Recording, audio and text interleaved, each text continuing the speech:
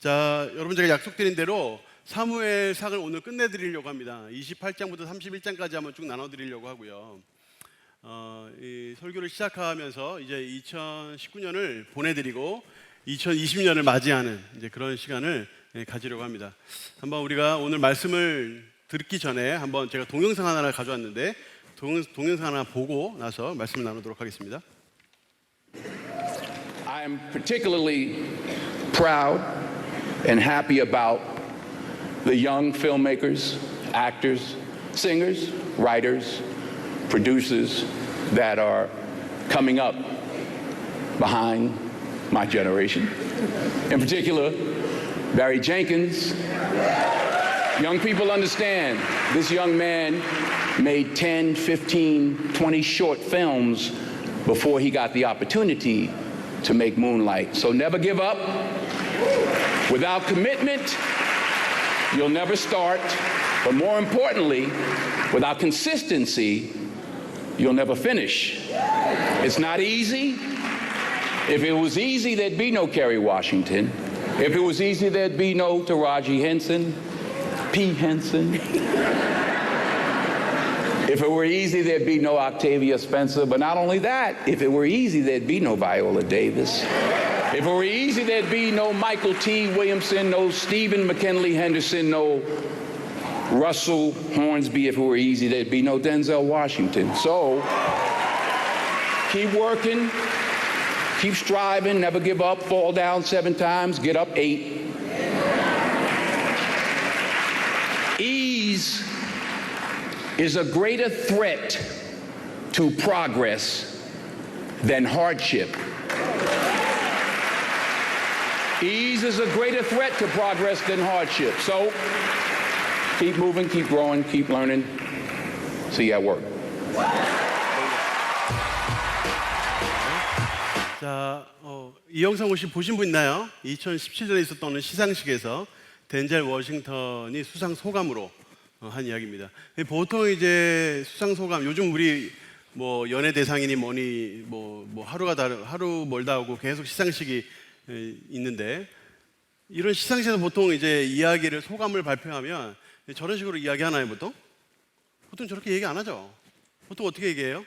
뭐 누구에게 감사하고 누구 막 이름 막 줄 얘기하면서 감사하고 뭐 이상을 주신 것을 뭐 더 열심히 하라는 뭐 것으로 알고 더 열심히 하겠습니다. 뭐 이런 식으로 얘기하잖아요. 뭐 이런 상을 받게 되어 뭐 영광입니다, 감사합니다, 뭐 이런 식의 이야기 하잖아요. 그런데 지금 덴젤 워싱턴 저 이제 할리우드 배우는 아주 다른 이야기를 하고 있어요. 눈치 빠른 분들은 아마 아셨을 거예요. 저 시상식이 여느 보통 시상식하고 좀 달라요. 그렇지 않던가요? 어떻게 달라요? 눈치채신 분 있어요? 중간중간에 관객들을 보여주고, 그러니까 함께 참석한 사람들을 보여주는데 그 참석한 사람들이 다 흑인들이에요. 그러니까 그 시상식이 NAACP라고 하는 어느 한 단체에서, 어느 협회에서 연 시상식입니다. 그러니까 National Association for the Advancement of Colored People, 그러니까 전미 흑인들의 지위를 향상시키기 위한 협회예요. 그러니까 미국에서 가장 오래된 인권 단체입니다. 그러니까 그 인권 단체에서, 가장 오래된 인권 단체에서 매년마다 이미지 어워드라고 해가지고, 그러니까 이미지 어워드, 그래서 영화나 이런 배우나 이런 어떤 뭐 드라마나 이런 데 출연한 사람들 중에 흑인들의 지위를 끌어올렸다, 거기에 기여했다 하는 사람들에게 주는 상이에요. 그 중에 지금 덴젤 워싱턴은 아웃스탠딩 액터라는 상을 받았어요. 아웃스탠딩이라는 뜻 자체가 그냥 이렇게 표면적으로 뜻을 보면 뛰어난 이런 뜻이거든요. 근데 아웃스탠딩이라는 뜻 의미가 돌출되어 있는 이런 뜻이에요. 뭔가 저항하는 이런 뜻이에요. 그런 의미에서 쓴 거예요. 여러분, 미국에 인종차별이 있나요, 없나요? 인종차별이 있나요, 없나요? 노예제도가 폐지된 거는 1860년대예요. 그런데 노예제도가 폐지됐다고 해, 노예들이 다 해방됐다고 해가지고 차별이 없어진 건 아니었어요.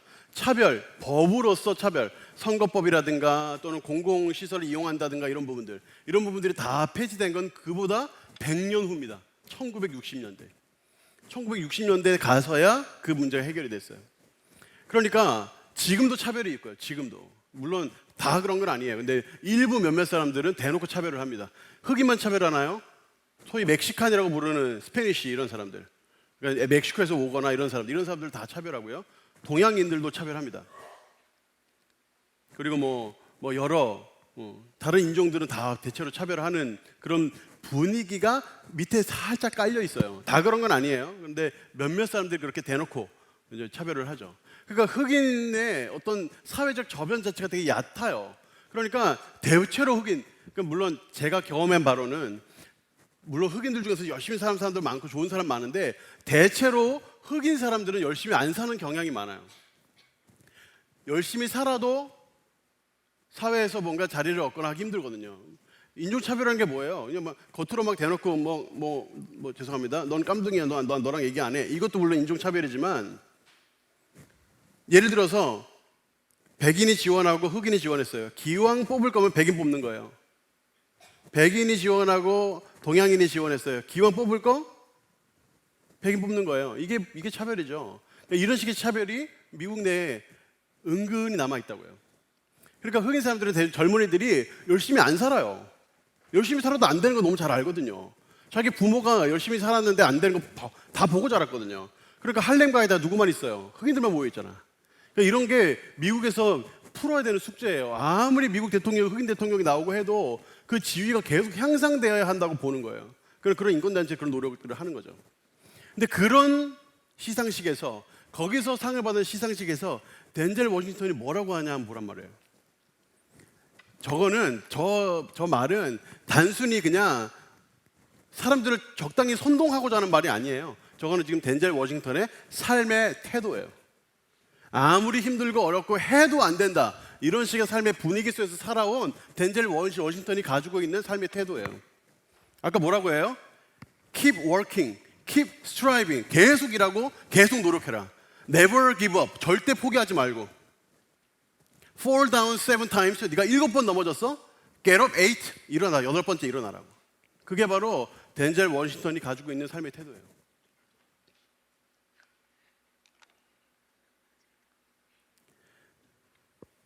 이 시대의 청년들, 우리가 살아가고 있는 이 청년들의 은근히 가지고 있는 생각들이 뭐예요, 여러분? 청년이 살기 어려운 시대래. 실업률이 높고, 청년 실업이 높고, 점점 더 안 좋아진대. 정치권은 지들끼리 싸우고 난리야. 뭔가 이 안타까운 상황이 계속 벌어지고 있잖아요. 북한 저 난리하고 있고, 난리보다 더 심한 말을 쓰고 싶지만 하여튼 저 난리하고 있고, 선물이는 어쩌니 이런 소리 하면서 엉뚱한 소리 계속 하고 있고. 그러니까 이런 사회 속에서 해도 잘 안 돼 이런 생각들이 저변에 깔려 있는 이런 상황 속에서 저는 저 덴젤 워싱턴 저 사람이 한 저 수상 소감, 저게 2017년에 한 거거든요. 2017년에 했던 저 수상 소감을 제가 한 100번은 본 것 같아요. 속이 시원해가지고 보고 있으면 속이 시원하고 자극도 되고. 여러분, 저는 오늘 사무엘상을 마무리하면서 28장부터 31장까지 쭉 살펴볼 건데 양이 많아서 급하게 이야기할 계획이에요. 말이 점점 더 빨라질 계획이에요. 여러분들이 말이 너무 빨라지면 표시를 하세요, 저한테. 그럼 제가 조금 천천히 할게요. 근데 여러분들이 가만히 듣고 있으면 저는 계속 빨라질 예정이니까 여러분들 이해를 하세요. 오늘 양이 많아서 그래요. 저는 오늘 사울이 위기에 고난에 어떻게 대처하는지, 다윗이 고난과 위기에 어떻게 대처하는지 비교하면서 우리가 나아가야 할 방향, 2019년을 돌아보고 2020년을 마주하면서 우리가 가져가야 될 태도, 이런 것들을 한번 말씀드려보려고 해요. 자, 사울이 위기에 처했습니다. 어떤 위기에 처했나요? 자, 28장 5절에 보니까, 자, 우리 방송진들 최대한 빨리빨리 넘겨주세요. 자, 보세요. 사울이 블레셋 사람들의 군대를 봤어요. 우리 블레셋 군대가 일어나가지고 대규모 공격을 준비하고 있어요. 그것을 사울이 알았어요. 사울이 알자마자 마음에 두려워서 그 마음이 크게 떨렸다고 했어요. 자, 굉장히 힘든 전투가 예상돼요. 어려울 것 같아요. 자, 이런 상황에서 사울은 어떻게 행동할까요? 여러분들이라면 어떻게 하겠어요? 여러분들이라면 이런 상황에서 여러분이 왕이라면 어떻게 대처하겠어요? 자, 사울이 어떻게 대처했나 보세요. 7절. 신접한 여인을 찾으라 명령합니다. 그리고 신접한 여인이 어디 있는지 알아내서 찾아갑니다. 자, 여기서 신접한 여인이라는 건 뭐냐면 말 그대로 점치는 사람입니다. 점치는 사람. 귀신과 접속해서, 귀신과 연결돼서 귀신으로 점치는 사람입니다. 사무엘 시절에 사무엘이 살아있을 때 신접한 여인의 모든 사람을 다 찾아내서 신접한 짓 하지 못하도록, 점치지 못하도록 금지했어요. 나라법으로. 그리고 다 신접한 여인들, 또 이런 무당들, 이런 사람들을 다 나라 밖으로 다 내쫓았습니다. 그 사무엘이 한 거예요. 왜요? 나라 망할 거 아니기 때문에 그래요. 나라 망할 거 아니까. 여러분들 어디 가서 점치는 거 정말 조심해야 합니다. 무슨 연초에 무슨 토종비를 본다고 그런 거 안 하죠, 여러분. 타로점도 여러분 굉장히 위험한 거 여러분 꼭 기억하세요. 다 영적으로 더럽혀지는 거예요. 절대 그런 거 조심해야 됩니다. 영적인 것은 쉽게 생각하면 안 돼요. 그런데 지금 사울이 지금 저 짓을 하고 있다고요. 지금 사울은 이미 왕이 아니에요. 나라 지금 망조로 좀 끌고 있는 상황이에요. 자기 어렵다고, 자기가 겁난다고, 자기가 두렵다고, 어떻게 해야 될지 모르겠다고 신접한 여인 찾아라. 신접한 여인 찾아갑니다. 근데 찾아갔는데 신접한 여인 찾아가서 뭘 부탁하려고 할까요? 정말 기상천외한 걸 부탁합니다. 자, 28장 8절을 보시면 사울이 이르되 청하오노니 나를 위하여 신접한 수법으로 내가 말하는 사람을 불러일으키라. 죽은 사람인데 불러일으키라는 거예요. 근데 그 사람이 누구냐? 11절에 봤더니 사무엘이에요. 사무엘이 지금 죽었거든요. 사무엘이 지금 몇 장 전에 죽었잖아요. 그런데 그 죽은 사무엘을 불러오리라고 하는 거예요. 사울이 지금 이런 부탁을 하는 거예요. 그것도 신접한 여인에게. 근데 8장 한 번 더 앞으로 한번 가볼까요? 8절 앞에 하나만. 네, 여기 보면 사울이 다른 옷을 입어 변장했다고 했죠. 왜 변장했을 것 같아요? 이스라엘의 왕이, 하나님이 택하신 민족의 왕이 신접한 여인을 찾아간다? 이건 말도 안 되는 소리예요. 그러니까 저거 변장하고 가는 거예요. 만약에 저거 들키면 난리 나요. 나라 뒤집히는 거예요. 근데 지금 저 짓을 지금 사울이 하고 있다고요. 근데 가가지고 불러올리라고 하는데 신접한 여인이 불러올려요. 사무엘을. 15절에 사무엘이 사울에게 나타나서 이렇게 얘기합니다. 내가 어찌하여 나를 불러올려 나를 성가시게 하느냐? 사무엘이 그렇게 얘기한다는 거예요. 그래서 사울이 이야기하죠. 다급해서 그랬습니다. 다급해서. 이렇게 이야기하죠. 16절에 보니까 이렇게 얘기하죠. 여호와께서 너를 떠나 내 대적이 되셨거늘 내가 어찌하여 내게 묻느냐? 사무엘이 그렇게 이야기하는 거예요. 네가 하나님하고 대적해놓고 나한테 뭘 부탁하냐? 사무엘이 지금 죽었는데 신접한 여인이 불러일으켰다니까요. 그래서 사무엘이 나타나가지고 지금 얘기하고 있는 거예요. 지금 영과 얘기하고 있는 중이에요. 19절에 보세요, 여러분. 자, 한번 19절 한번 읽어보겠습니다. 시작. 여호와께서 이스라엘을 너와 함께 블레셋 사람들의 손에 넘기시리니 내일 너와 내 아들들이 나와 함께 있으리라. 죽는다는 뜻이죠. 계속 여호와께서 또 이스라엘 군대를 블레셋 사람들의 손에 넘기시리라 하는지라. 여러분, 이 일이 31장에 가면 이루어집니다. 사무엘이 지금 죽었는데 신접한 여인을 불러일으켜서 나타나서 지금 저 한 말이 31장에 가면 이루어져요. 자, 여기에 아주 심각한 신학적 문제가 그러면 대두가 돼요. 자, 보세요. 첫 번째는 이겁니다. 신접한 여인이 이미 죽어서 천국에 있을 사무엘을 불러올릴 수 있어요? 어떻게 생각해요? 이거 가능해요? 우리도 한번 불러올려 볼까? 우리 돌아가신 분들 여기에 가능해요 이거 지금? 여러분 사무엘상 28장 13절에 그 힌트가 있는데 한번 보세요. 자, 두려워 말라 내가 무엇을 보았느냐. 그러니까 사무엘을 불러달라 부탁해놓고 이제 말하자면 신접한 여인이 푸닥거리지면 하는 거예요. 하고 있는데 뭐 보고 있냐 그러니까 신접한 여인이 뭐라 그래요? 내가 영이 땅에서 올라오는 것을 보았다. 자, 영이 땅에서 올라왔다고 했어요. 자, 사람이 죽으면 천국 아니면 지옥으로 가잖아요. 천국은 보통 어디에 있어서 천국이라고 불러요? 하늘에 있어서. 성경 영화 보면 아주 명확하게 킹덤 오브 헤븐 그러잖아. 킹덤 오브 헤븐 그런다고. 하나님의 나라는 하늘에 있어요. 근데 땅에 있는 건 뭘까요, 여러분? 스올이라고 불러요. 스올은 뭐냐면 땅에 있는 구렁텅이인데 끝이 없는 구렁텅이를 스올이라고 해요. 그 스올을 다른 말로 지옥이라고 하고. 그 땅에서 불러 올라오는 것을 영이 땅에서 올라오는 것을 봤다. 그래서 저건 뭐예요? 저거 사무엘? 아닙니다. 진짜 사무엘 아니에요. 진짜 사무엘은 지금 천국에 있어요. 저 사무엘은요, 귀신이 가장에서 나타난 거예요. 귀신이 가장에서 나타난 거예요. 여러분 가끔가다 이런 일이 있어요. 안 믿는 분들 사이에서 가끔 벌어지는 일인데 사랑하는 사람이 돌아가시거나 가족들이 누가 돌아가시잖아요. 그럼 꿈에 나타나는 경우가 있어요. 한 번씩 꿈에 나타난다고요. 근데 꿈이 나타나는 것을 안 믿는 분들은 어떻게 생각하냐면 죽은 내 가족이 저승으로 가기 전에 한 번 가족들에게 나타나는 그런 때가 있는데 바로 그거다 이렇게. 그 꿈에 나타나는 바로 그 가족이 진짜 내 가족이다 그렇게 생각을 하는데 그거 아닙니다, 여러분. 사탄이 지금 장난치는 거예요. 그게 심리적으로 정신적으로 너무너무 보고 싶으니까 그냥 꿈에 나타나는 경우가 있죠. 실제가 아니라 그냥 꿈으로, 말 그대로 그냥 꿈으로 나타나는 경우가 있을 수 있어요. 근데 그 꿈을 꿔놓고 진짜 내가 죽은 내 가족을 만났다 그렇게 생각하면 안 돼요. 그건 그냥 꿈이에요, 꿈. 그리고 만약에 진짜 너무너무 실제처럼 나타나가지고 뭐라고 얘기했다 그러면 반드시 제대로 분별해야 됩니다. 악령이 장난치는 가능성이 높아요. 물론 특별한 경우에 하나님께서 천사를 통해서 그렇게 뭔가 메시지를 전달하시는 경우도 간혹 가다가, 자 이거 어떻게 표현해야 될까? 간혹 가다가 어쩌다가 한 번 정도 있을 수 있어요. 어쩌다가 한 5번 더 해야 되는데 힘들어가지고 제가 지금 있을 수 있어요. 어쩌다가 하나님께는 불가능이 없으니까 어쩌다가 하여튼 가능은 한데 요즘은 시대는 여러분 하나님께서 꿈으로 말씀하시는 시대 아니에요.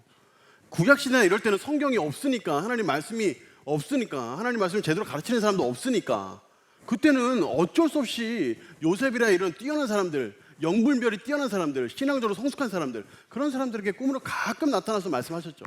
그때도 가끔 말씀하셨죠. 자주 말씀하신 거 아니고. 그런데 신약만 가더라도, 바울한테만 가더라도 그런 숫자가 확 줄어들어요. 디모데가 꿈꿔서 하나님 만났다는 기록이 있어요, 성경에? 없다니까. 근데 그 다음 세대가 되면 꿈으로 말씀하시는 그 내용이 성경에 거의 사라져요. 하나님 그렇게 말씀 안 하신다고요. 그러니까 그렇게 오해하면 안 된단 말이에요. 누가복음 16장 26절을 보시면 예수님께서 직접 말씀하신 거예요. 부자 나사로와 거지 나사로와 부자. 자, 마음이 급하니까 막 나온다. 자, 거지 나사로와 부자가 이제 그 이야기를 이야기하면서 천국과 지옥을 설명을 하시거든요. 그런데 천국과 지옥 사이에 엄청나게 큰 구렁텅이가 있대요. 그러니까 말 그대로 다른 말로 하면 차원이 달라. 그냥 차원이 달라서 오갈 수가 없어요. 오갈 수가. 그러니까 천국에 있던 사무엘이 지옥으로 내려갔다가 땅 밑으로 내려갔다가 올라오고 이런 건 불가능하다고. 이승에서 저승으로, 그러니까 말하자면 그러니까 이 현세에서 내세에서 왔다 갔다 이거 안 된다고요. 자, 누가복음 23장 43절에 보면 예수님께서 십자가에 달려 죽으실 때 자기 옆에서 죽고 있던 강도를 향해서 뭐라고 해요? 너는 나와 함께 오늘 낙원에 있을 것이다. 죽는 오늘 네가 죽을 건데 죽자마자 어떻게 된다고요? 천국으로 옮겨진다고. 낙원은 천국의 다른 말이에요. 천국으로 옮겨진다고요. 다 반대로는 바로 지옥으로 옮겨지는 거예요. 구천을 또 도는 거 없어요. 그런 거 구천 또 돌고 왔다 이런 거 없습니다, 여러분. 이거 없어요. 여러분 전래동화에나 그런 얘기 나오는 거지 실제로는 없어요. 사람이 죽으면 육체와 영이 분리되고 그 영은 그 순간에 바로 천국으로 가던가 지옥으로 가던가 둘 중 하나예요. 그럼 우리가 구천을 또 도는 귀신을 봤다 이런 건 다 뭘까요? 다 사탄이 장난치는 거예요. 믿지 않는 사람들 속이려고, 믿는 사람들 속이려고 장난치는 거라고요. 신접한 여인이 이미 죽어서 천국에서 있는 사무엘을 땅에 불러올 수 있는가? No, 절대 없습니다. 그러니까 이것은 지금 땅에서 올라왔다는 근거를 봐서도 그렇고 지금 사탄이 사울을 더 미혹하고 결국엔 죽게 하려고 지금 수순을 있는 중이에요. 두 번째 신학적 문제인데, 자, 신접한 여인이 불러온 그 영적 존재가 말한 게 맞았어요, 틀렸어요? 결국에 맞아 떨어졌죠. 31장에 그대로 맞아 떨어지잖아. 그럼 그거 따라도 되는 거 아닌가? 맞췄잖아요, 맞추기는. 여러분 점 보러 가면 맞출 수 있을까요, 없을까요, 그 사람이? 맞출 수 있습니다. 근데 맞춘다고 다 여러분에게 유익이 되는 거 아니에요. 그냥 엉뚱한 짓 가서 하지 말라고. 타로존 같은 거 보지 말라고. 그거 다 여러분 영적으로 다 더럽혀지는 거예요. 고린도후서 11장 14에서 15절 말씀 보시면 거기 뭐라고 말씀하시냐면 사탄도 자기를 광명의 천사로 가장한대요. 사탄도 자기를 광명의 천사로 가장한다고. 그러면서 뭐라고 해요? 그러므로 사탄의 일꾼들도, 사탄이 혼자 일하는 거 아니죠? 사탄을 따르는 사탄의 졸개들이 있어요. 사탄의 졸개들, 그 따르는 그 일꾼들도 자기를 의의 일꾼으로 가장하는 것이 또한 대단한 일이 아니다. 무슨 말일까요? 흔하다, 흔하지 않다. 흔하다. 그래서 사탄이 그렇게 마치 자기가 그럴듯하게 마치 하나님의 뜻으로 인도하는 것처럼 그렇게 우리 속인다고요. 그러니까 조심해야 한다고. 신명기 13장 1절에서 3절에 보면 이런 말씀이 있어요. 너희 중에 선지자나 또는 꿈꾸는 자가 일어나서 이적과 기사를 보여요. 이적과 기사를 보여요. 그러면서 그가 내게 말한 그 이적과 기사가 이루어지고 너희가 알지 못하던 다른 신들을 우리가 따라 섬기자고 말할지라도, 자 여러분 보세요.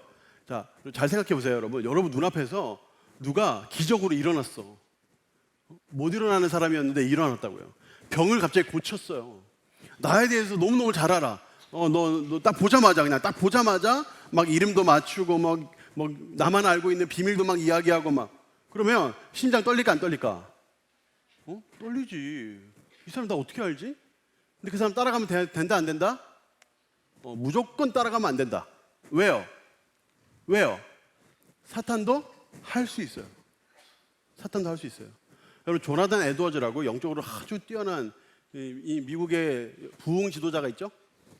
17세기에 미국의 대각성 운동을 일으킨 사람이죠. 근데 그 사람이 신앙 감정론이라는 책을 썼어요. 여러분, 그 책이 좀 어려운 책이지만 한번 읽어보세요. 거기 보면 기적적인 일들이 나타난다고 해서 그 사람이 참 신자라고 볼 수 없다. 그것이 근거가 될 수 없다. 그게 중요한 게 아니라 정말 이 사람이 예수를 믿는지, 죄에 대한 아픔이 있는지, 하나님께 거룩하게 살고자 하는 열망이 있는지, 이런 것들이 훨씬 더 중요하다. 그런 것들을 봐야 이 사람이 진짜 신자인지 아닌지 구분할 수 있지, 무슨 기적이 일어나고 기적을 일으키고 뭔가 놀랍고 신기한 일들을 많이 경험했다고 해서 그 사람이 참 신자라고 볼 수 없다. 그렇게 이야기했어요. 어느 기록에 의하면 조나단 에드워즈의 부인은, 그 사모님은 공중부양을 경험했어요. 그 부인이 공중부양을 경험했어요. 은혜 중에. 근데 그것을 보고 조나단 에드워즈가 뭐라고 했는지 아세요? 저걸 보고서 반드시 하나님의 역사라고 볼 수 없다 그랬어요. 기적이 일어나고 이적이 일어난다고 해서 무조건 따라가면 안 됩니다. 제가 아무리 얘기해도 여러분들 다 따라가겠지만 제가 다시 얘기합니다. 여러분, 절대 따라가면 안 됩니다. 무조건 따라가는 거 아니에요. 왜 기적이 일어났냐가 중요해요. 하나님 영광을 위해 기적이 일어났다. 그러면 하나님께 영광 돌리고 박수치고 감사하고 해야죠. 우리 교회에서도 그런 일도 많이 일어나잖아요. 막 겉으로 막 우리가 막 선전 안 해서 그렇지, 금요기 폭에 오거나 하면 그런 기적들이 많이 일어난다고, 우리 교회에서도. 그리고 우리가 막 그렇게 막 자랑 안 한다고요. 사람이 드러나면 안 되니까 하나님께 영광 돌리고 감사원금하고 그렇고 다 끝난다고요. 무조건 따라가는 거 아니에요. 그런데 만약에 막 기적을 막 일으키는데 다른 신을 섬기고자 한다. 너는 그 선지자나 꿈꾸는 자를 청종하지 마라. 이는 너희 하나님 여호와께서 너희가 마음을 다하고 뜻을 다하여 너희 하나님 여호와를 사랑하는지 안 사랑하는지의 여부를 알려고 너희를 시험하시는 것이다. 그러니까 그 시험을 통과하라. 이게 신명기 13장의 말씀이에요. 여러분, 무슨 영적인 신기한 일이 벌어진다고 해서 무조건 따라가면 안 돼요. 지금 여기에서 지금 사울이 너무너무 신기한 일을 경험하고 있다고 해서 따라간다고요. 그러면 안 된다는 거예요. 여러분, 사울의 실수가 뭘까요? 사울의 실수는 이거예요. 하나님을 의지해야지. 하나님을 열심히 찾고 주님을 바라보고 주님께 기도하고 회개하고 주님께 돌아가야죠. 신접한 여인을 찾아가다니 말이 되는 소리예요 이게. 절대 그러면 안 돼요. 근데 지금 사울이 그걸 한 거예요. 사울도 물론 이렇게 핑계할 수 있어요. 첫 번째 핑계, 아무리 하나님께 구해도 하나님의 응답을 안 하시는데 어떻게 하냐. 자, 사무엘상 8장 6절, 사울이 여호와께 묻자오되 여호와께서 꿈으로도 말씀 안 하셔요. 우림으로도 말씀 안 하세요. 선지자로서도 말씀 안 하세요. 그러니까 내가 신접한 여인 찾아간 거 아니냐. 자, 사무엘상 28장 15절, 하나님은 나를 떠나서 다시는 선지자로도 꿈으로도 내가 대답하지 아니하시기로 내가 행할 일을 어떻게 해야 되는지 몰라서 내가 당신을 불러 올린 겁니다.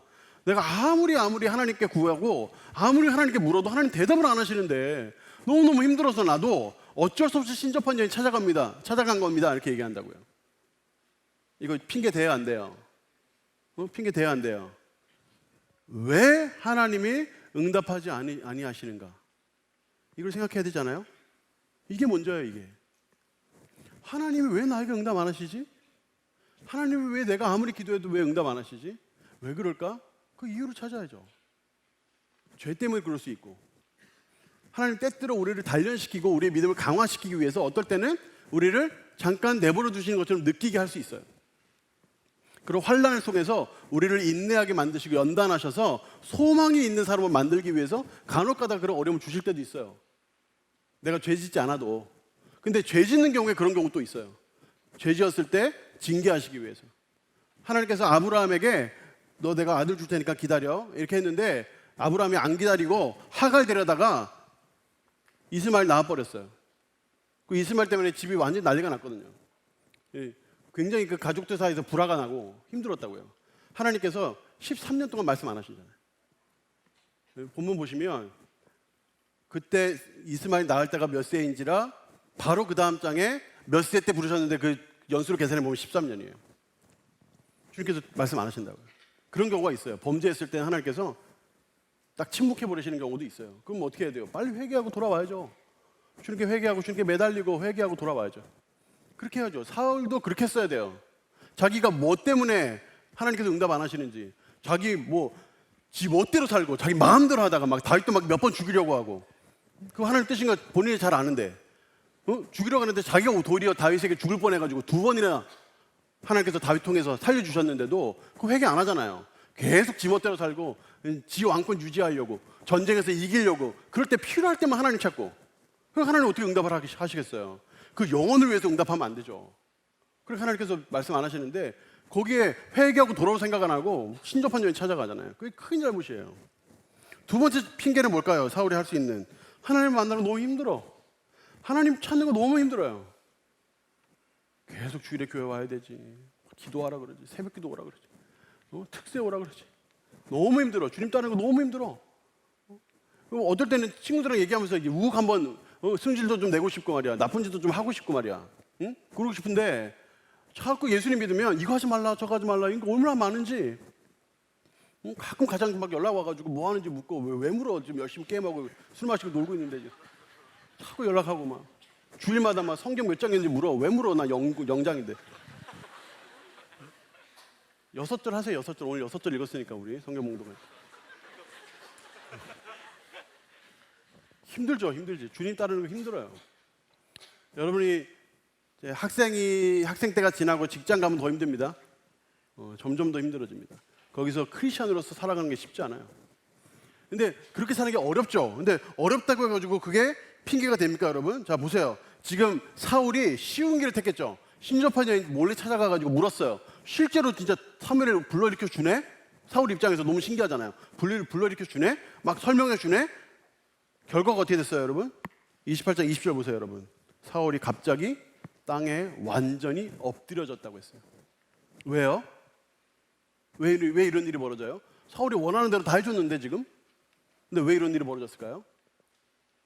지금 사탄이 하고 있잖아요, 지금. 하나님께서 하시면 이렇게 안 돼요. 하나님께서 하시면 희망과 용기를 얻죠. 다시 일어나야 되겠다. 회개해야 되겠다. 주님께 돌아가야 되겠다. 눈물을 흘리며 애통하면서 가슴을 치면서도 주님 돌아가야 되겠다. 내 목자는 우리 주님밖에 없다. 돌아간다고요. 그런데 지금 사울이 지금 어떻게 하고 있어요? 지금 사탄의 말을 듣고 그 말을 듣고 완전히 엎드러졌어요. 혼자 걸을 수도 없는 지형이 됐다고요. 이게 지금 사울의 영적인 상태예요. 그 마음이 그렇게 무너지니까 그 몸도 무너지는 거예요. 마태복음 7장 13절 14절에는 이런 말씀이 있어요. 생명으로 인도하는 길은, 그 문은 좁대요. 힘들대요. 주님 따르는 길 쉬운 거 아니래요. 그 길이 좁고 협착하대요. 심지어 찾는 사람도 적대요. 근데 우리가 가야 되는 길은 바로 그 길이에요. 왜요? 그 길이 생명으로 인도하는 길이에요. 생명으로 인도하는 길. 사울은 이런 실수를 너무너무 많이 하고 이 막판에 가니까 더 심하게 했어요. 다윗은 어떻게 했을까요? 자, 다윗에게도 위기가 있었어요. 오늘 읽은 30장 말씀인데 거기 1절 2절에 보니까 아말렉 사람들이 쳐들어와가지고 시글락 성을 다 불태우고 젊거나 늙거나 한 여인들 다 할 것 없이 몽땅 다 사로잡아가지고 갔어요. 그러니까 지금 이 다윗과 그 부하들이 지금 어디가 있어요? 블레셋이 이제 이스라엘과 전쟁을 준비하면서 야, 전쟁은 일어나야 되니까 니네도 따라와 이래가지고 갔다가 거기 블레셋 사람들이 지지난주 설교 기억나요? 그 블레셋 사람들이 에이 다윗하고는 못 싸웁니다. 다윗이 어떻게 할 줄 알고 쟤네들 돌려보내십시오 이래가지고 돌아오는 길이라고요. 다윗이 그 부하들과 돌아왔는데 성이 난리가 나 있어요.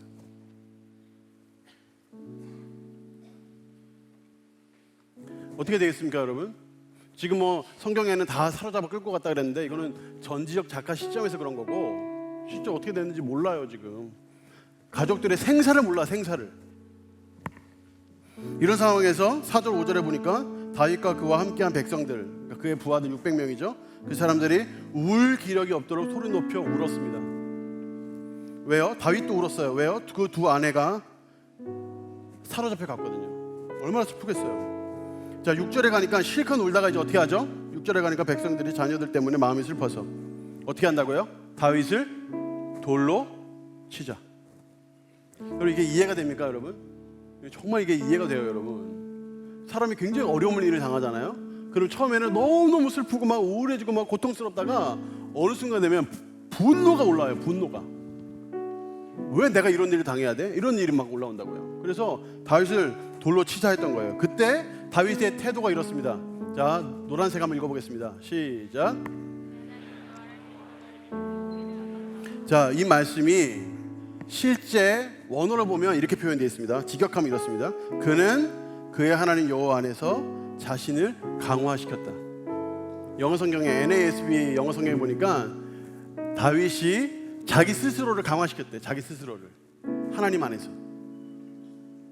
이거는 의지적인 측면이 강한 거예요. 의지적인 측면. 힘들고 어려워서 포기하고 그만두고가 아니라 하나님 안에서 아주 다급하지만 지금 저 600명의 백성이 정말 울 기력이 없도록 토하듯이 울고 너무너무 고통스럽고 힘든 상황에서 그 분노가 치밀어 오면서 분노가 표출할 때가 필요한 거예요. 다윗 죽이자. 다윗 때문에 지금 블레셋한테 갔다가 지금 아무것도 안 하고 이제 돌아오는 상황이 이렇게 된 거잖아. 죽이자. 그런데 그때 다윗이 크게 다급하고 소망이 안 보이고 너무너무 힘들지만 그때 자기 자신을 하나님 안에서 강화시킨 거예요. 여기서 다윗이 취할 수 있는 태도가 세 가지 정도가 있습니다. 자포자기 하는 거예요. 자포자기. 아, 관두자 관두. 이렇게 했는데도 안 되는데 때려쳐. 그만하자 이제. 때려치는 거예요. 여러분, 요즘 시대를 3포라고 하죠. 5포라고도 하죠. 7포라고도 하죠. 포기하자, 포기해. 그만하자, 그만해. 됐다, 그만. 뭐 아무래도 안 되는데 뭐 때려쳐. 이렇게 하는 반응이 다윗에게 가능했어요. 두 번째, 책임 전가가 가능했어요. 분명히 시글락에 파수꾼들 세워놨어요. 보초들 세워놨다고요. 근데 보초들이 못 지켰잖아. 그럼 보초들 일단 잡아 죽이고, 다윗도 우리 리더인데 우리를 제대로 못 이끌었고 지금 가족들의 생사도 모르니 잡아 죽이자. 이렇게 할 수 있어요. 책임 전가죠. 우리도 그렇게 할 수 있어요. 부모 잘못 만나서 그래. 이렇게 생각할 수 있어요. 집안이 부유하지 않아서 그래. 뭐 숟갈로 없는 나는 흙수저 물고 태어나서 그래. 이런 거 가능하죠. 책임 전가. 세상 때문에 그래. 세상이 악해서 그래. 미국에서는 어떻게 할까요? 흑인들이 맨날 차별이 나고, 야 관둬. 니네들이 먹고 살아. 나 몰라. 그리고 본인들끼리 모여서 음악하고 이러면서 막 세상 욕하고 막.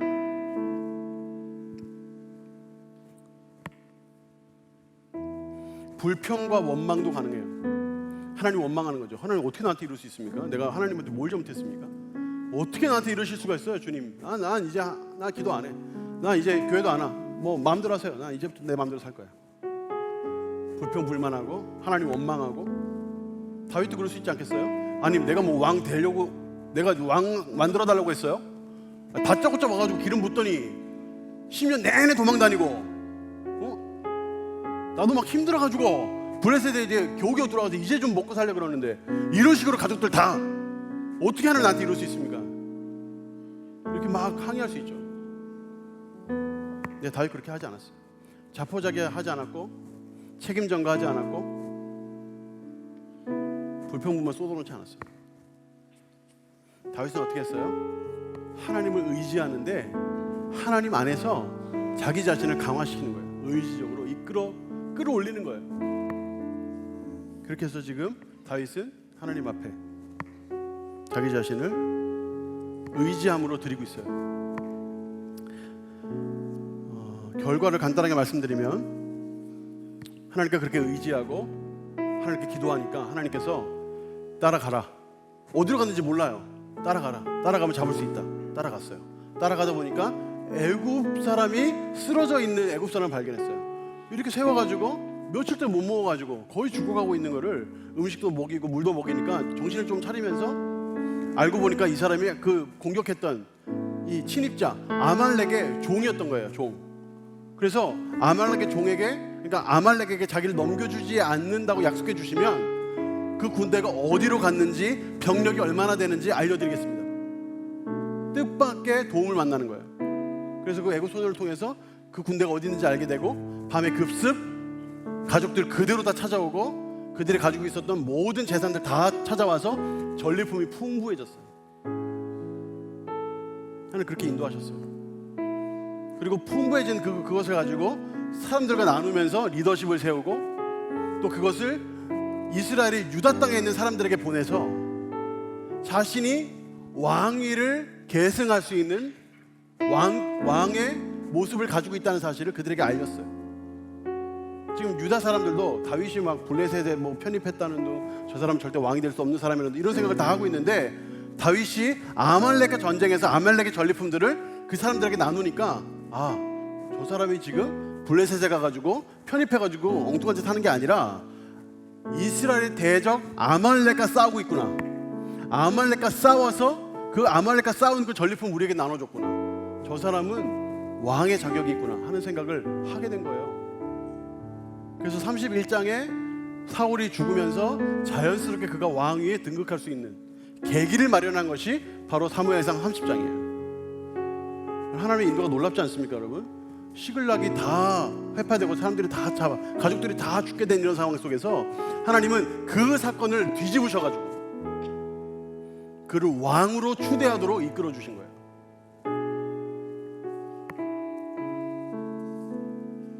여러분 이제 무엇을 버리고 무엇을 가져가겠습니까? 여러분 인생에, 여러분의 삶에 2019년을 보내고 2020년을 우리가 맞이해야 되는데 여러분들은 무엇을 보내고 무엇을 가져가시겠어요? 여러분 고난과 위기가 있을 때 하나님을 의지하지 않았던 거 여러분 회개하시고 돌아오셔야 됩니다. 하나님을 의지 않고 여러분 사람을 의지했습니까? 사람의 위로, 사람의 관심, 사람의 도움, 그 사람의 능력 여러분 의지하셨어요? 여러분 그게 우상입니다. 그게 우상이에요. 그게 신접한 여인 만난 거랑 똑같은 거예요. 내가 지금 이 모양인 것은 내가 돈이 없어서야, 권력이 없어서야, 명예가 없어서야, 힘이 없어서야 그렇게 생각하셨어요? 만약에 그러면 여러분 생각 속에서 벌써 여러분은 사울과 똑같이 우상 숭배한 거예요. 여러분 그런 거 회개하셔야 돼요. 하나님을 의지하지 않고 내 힘 또는 내 주변의 것을 의지하면서 그것이 없으니 나는 못해 이렇게 생각하는 거, 그런 거 다 회개하셔야 돼요. 그게 우상 숭배입니다. 고난과 위기가 있을 때 여러분 자포자기했어요? 어렵고 힘들 때 책임 전가했어요? 속상할 때 하나님 원망했어요? 다 회개하셔야 돼요. 이해가 안 되는 건 아니지만 이해가 된다고 해서 다 옳은 건 아니에요. 2019년이 지나면서 그와 같은 삶의 태도를 다 버려야 돼요. 그리고 2020년을 이제 맞이해야 되죠. 우리는 2020년을 맞이하면서 하나님을 의지하는 삶을 살아야 돼요. 주님을 따르는 삶을 살아야 돼요. 하나님을 의지하고 주님을 따름을 통해서 나 자신을 하나님 앞에서 강화시켜야 돼요. 나 자신을 하나님 앞에서 강화시켜야 돼요. 힘들다고 뒤로 물러설 게 아니에요. 고린도후서 1장 8절 10절 형제들아 우리가 아시아에서 당한 환난을 너희가 모르기를 원하지 아니하노니 힘에 겹도록 심한 고난을 당하여 살 소망이 끊어지고 우리는 우리 자신의 사형 선고를 받은 줄 알았으나 자, 그 다음부터 한번 읽어보겠습니다. 이는 시작.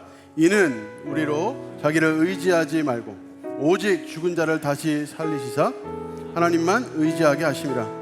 그가 이같이 큰 사망에서 우리를 건지셨고 또 건지실 것이며 이후에도 건지시기를 그에게 바라노라. 여러분 바울이 엉뚱한 삶 살았습니까? 얼마나 열심히 살았어요. 주위에 복음 붙들고 돌에 맞아가면서 얼마나 열심히 살았습니까? 굉장히 열심히 살았는데도 불구하고 그에게도 환난이 있어요. 그에도 어려움이 있어요. 그 정도가 살 소망이 끊어지고 마치 사형 선고 받은 것처럼 힘들어요. 근데 그때 바울이 깨달은 게 있어요. 뭘까요? 하나님께서 지금 아무것도 의지하지 말고 하나님만 의지하고 지금 이런 고통 주신 거야. 하나님을 의지하면 돼. 하나님을 의지하면 분명히 건지실 것이고 계속 건져 주실 줄 믿습니다 하는 그 믿음으로 지금 가고 있는 거예요.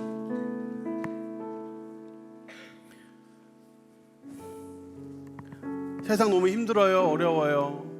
그래서 그만하고 싶어요, 안 할래요 하는 사람이 있는가 하면, 세상이 힘들어요, 어려워요, 그러니까 더 열심히 할래요 하고 자기 자신을 발전시키기 위해서 도서관으로 찾아가는 사람이 있어요. 일터로 돌아가는 사람이 있어요.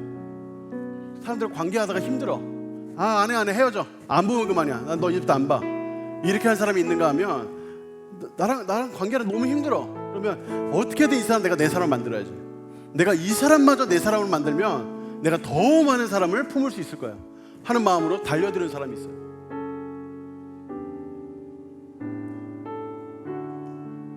내 인생의 미래를 생각하면서 뭔가 빛이 안 보이고 뭔가 그냥 거기까지인 것 같고 이런 생각이 이제 들 때, 그래 뭐 인생 뭐 있어? 뭐 그냥 뭐 하루 세 끼 먹고 사는 거 뭐 대충 살자 이러고 그냥 그 앞에서 주저앉는 사람이 있는가 하면, 뭔가 뚫을 수 없는 어떤 어려운 장애물이 있으면 하나님 앞에 기도하고, 하나님 내가 이 고난, 이 어려움, 이 위기에 뚫게 해주시면 내가 하나님 영광 위에 살고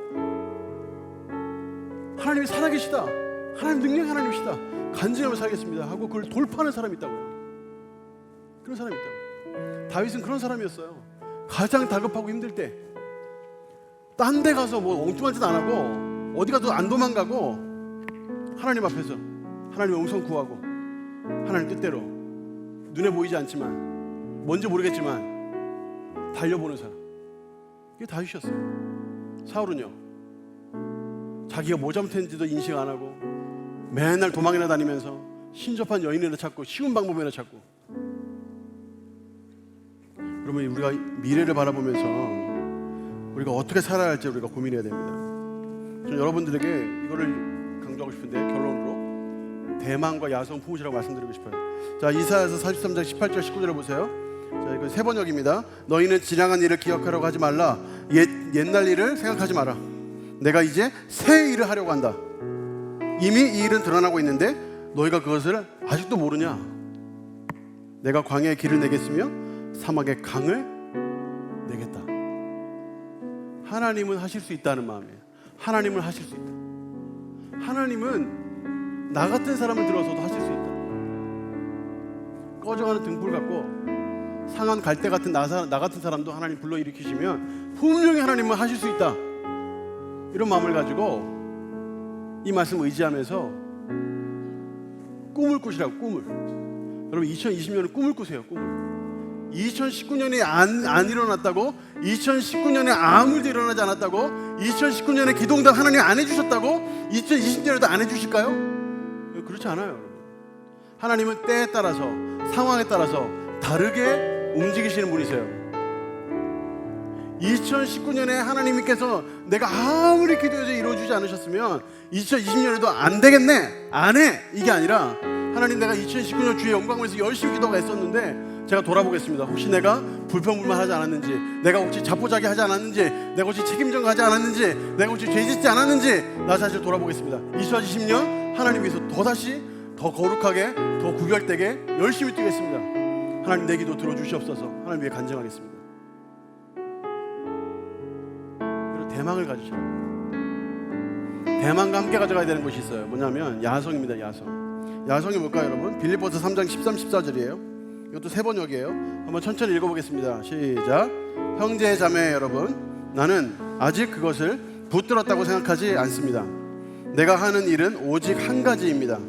뒤에 있는 것은 잊어버리고 앞에 있는 것을 향하여 몸을 내밀면서 그리스도 예수 안에서 하나님께서 위로부터 부르신 그 부르심의 상을 받으려고 목표점을 바라보고 달려가고 있습니다. 이게 바로 사울의 고백이에요. 빌립보 교인들에게. 지금 사울은 지금 뭐 하고 있는지 아세요?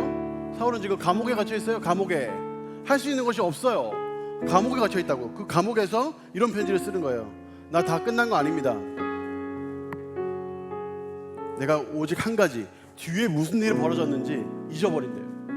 아까 우리가 이사야서 말씀에도 지나간 일을 기억하지 말라.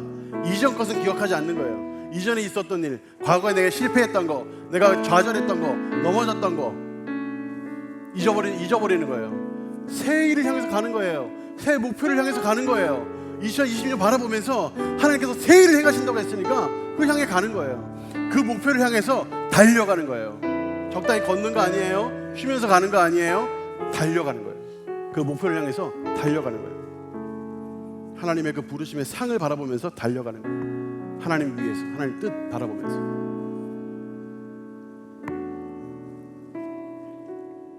여러분 2020년이 왔습니다. 언제 2020년이 오나 했는데 왔습니다. 그 금년이 시작된 게 뭐 얼마 안 된 것 같은데 왔어요. 2020년이 왔어요. 여러분 어떻게 사시겠습니까? 어떠한 삶으로 2020년을 여러분의 것으로 갖고 가시겠습니까? 하나님, 내가 주 앞에 대망을 품게 내 마음의 꿈의 소원을 주시옵소서. 하나님, 내가 하나님의 꿈을 향하여 달려갈 수 있는 용기를 허락하여 주시옵소서. 대망과 야성을 나에게 허락하여 주시옵소서 라고 기도하실 분들은 자리에 일어나서 우리 찬양하며 기도하겠습니다.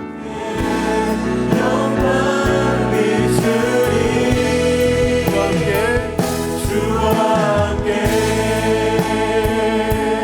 자, 우리 같이 한번 기도하겠습니다. 여러분, 제가 오늘 너무 소리쳤죠? 우리 2019년을 이대로 보내면 안 돼요, 여러분. 2020년을 이대로 맞이하면 안 돼요. 여러분 삶 속에 2019년 동안에 어떤 일이 있었는지 제가 다 몰라요. 힘들고 어려운 일이 있었겠죠. 어려운 일이 있었을 거예요. 그래도 하나님께서 또 함께 하셨잖아요. 하나님이 끌어주시는 삶들이 2019년에 있었어요. 여러분, 이게 다가 아니에요. 2020년에 더 큰 일 하나님 계획하고 계세요. 근데 여러분, 2020년을 경험하려면 사울과 같이 2020년 맞이하면 안 돼요. 다윗처럼 맞이해야 돼요. 다윗처럼 매달려야 돼요. 여러분의 삶 속에, 여러분 마음 속에 있는 사울을 다 밀어내세요. 내 안에 불평불만하고, 내 안에 책임 전가하고, 자포자기하고, 하나님 원망하고 하는 것들 여러분 다 내보내세요. 다른 거 하나님 의지하지 않고 다른 거 의지하는 마음들, 세상이 이러니까 저러지, 사람들이 이러니까 저러지 하는 식의 이런 생각들 다 몰아내세요. 하나님께서는 이 모든 것을 바꾸실 수 있는 능력이 있으시고, 우리 주님은 우리의 거룩하고 귀한 목자 되십니다. 우리 주님 앞에 하나님 내 인생을 드리며 하나님을 의지하는 2020년 살게 하여 주시옵소서. 2019년에 있었던 모든 아픔들과 어려움들 몰아내게 하시고, 2020년 하나님을 의지하며 주님과 동행하며 하나님의 능력과 힘을 받아 누리는 내 인생 되게 하여 주시옵소서. 주여, 한번 우리 같이 기도합시다. 주여,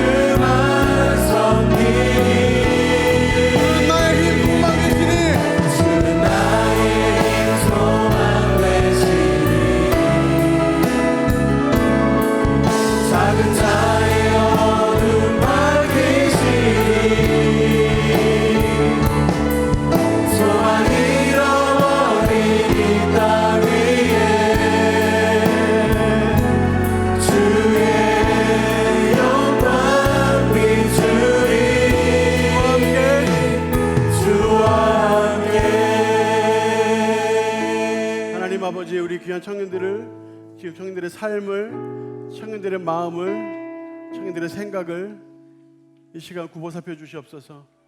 하나님, 이들이 수고하고 애쓰며 2019년을 보냈습니다. 이제 2020년 맞이하는데 2019년에 있었던 여러 가지 좌절되고 고통된 힘들었던 기억들 다 버리고 하나님 앞에 반역하거나 또 하나님 앞에 범죄하거나 하나님 의지 않고 다른 거 의지하고 자포자기하고 책임 전가하고 원망과 불평으로 쏟아내었던 그 모든 시간들 다 뒤로 하고 다 잊어버리고 새 일을 행하시는 하나님, 우리를 붙드실 우리 주님, 나를 위하여 이 땅에 오셔서 십자가에서 죽으시고 부활하시고 지금도 우리를 위하여 중보하시며 우리와 동행해 주시는 우리의 친구 되신 우리 예수님, 그 예수님을 따라가는 우리 귀한 아포스톨, 우리 청년들 한 명 한 명 다 될 수 있도록 인도하여 주시옵소서. 하나님, 이루 말할 수 없는 어려움과 고통 가운데 있는 이들을 하나님 굽어 살피시고 그들의 가정과 그들의 삶과 그들의 미래와 그들이 만나고 있는 모든 사람들 가운데 하나님 주님께서 화평의 영을 부으시고 위로하여 주시고 품에 안아 주시고